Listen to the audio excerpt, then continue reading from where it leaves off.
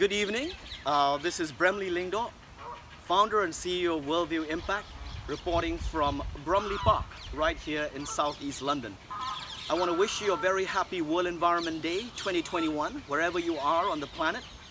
And this year, we celebrate the theme of ecosystem restoration.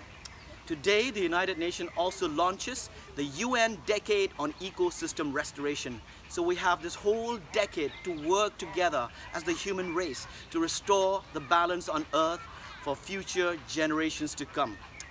Now, regarding the questions that were asked today during the session hosted by Meghalaya United Nations Association, regarding the TED Talk I gave at the Norwegian School of Economics 10 years ago in Bergen, talking about the logo of Worldview Impact with the three arrows, the environmental arrow, the social arrow, and the economic arrow. All these three arrows mounted on a bow to fire at the same target, and that target is the target of sustainability. Obviously, in the last 10 years, we've been working with lots of indigenous peoples and farmers and young people all over the world in many countries. And wherever we go, these people actually get it, especially the indigenous people.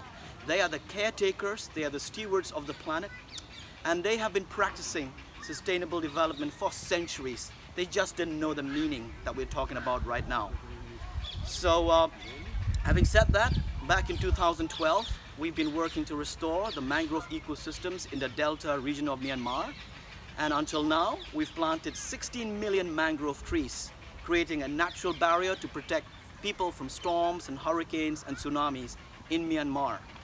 Then, in the Eastern Himalayan foothills, which covers Nepal, Bhutan, Northeast India and Myanmar, we are working with Bali Para Foundation to restore cloud forest ecosystems, a project which 20,000 hectares to plant millions of trees right across the Eastern Himalayan forest with different indigenous communities all across these three countries that I've just mentioned about. Then we are also working with groups in Brazil, in Mexico, in Colombia, in Ghana, in Kenya, and now with 12 countries in the west of Africa to restore 20,000 hectares of forests and 200,000 hectares of mangrove ecosystems that will create jobs for 120 million people. Now that's big. So we've got a lot of work to do, but we've got 10 years left to reverse the irreversible climate change or the tipping point that could be reached by our planet. Now, to the question about the United Nations, I think the UN is a forum, a neutral ground for all member states, 195 of them, to come to the United Nations General Assembly in New York and voice their concerns. But we need collective action. Big states need to work with small states to fight the good fight to secure the balance on the planet and get a climate deal that works for all countries, rich and poor.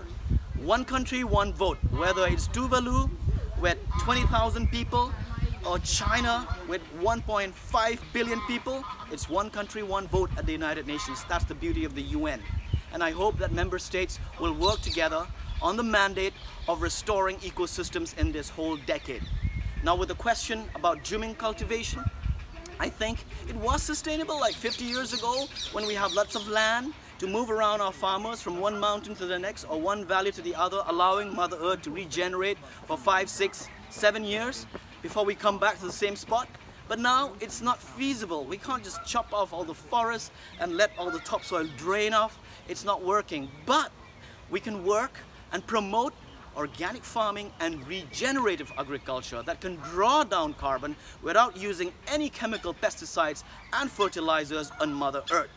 Now, people that practice regenerative agriculture can get carbon credits from our partner Earth Bank that has space-age technology working in partnership with the European Space Agency to use their satellites and zoom in from 200 miles from space to the Earth. Soil to space and space to soil. Calculate the carbon potential, the soil of the forest, and reward farmers who are restoring ecosystems anywhere on Earth. So with that, I want to challenge all of you watching this video to do your part. Like Kennedy said, ask not what your country can do for you, ask what you can do for your country. And I say, ask not what Mother Earth can do for you, ask what you can do for Mother Earth. So please, global citizens, go plant at least 10 trees every year to offset your emissions. That's 10 tons every year. Every year do it. So in 10 years, each of you could have planted 100 trees. Everybody can do that. Save energy, save water, avoid using plastic, avoid dumping them into our streams and rivers because they land up in the oceans, killing all our marine ecosystems. Try to use solar energy or wind energy and avoid using fossil fuels, and try to restore the balance on the planet. Do not throw your kitchen waste out.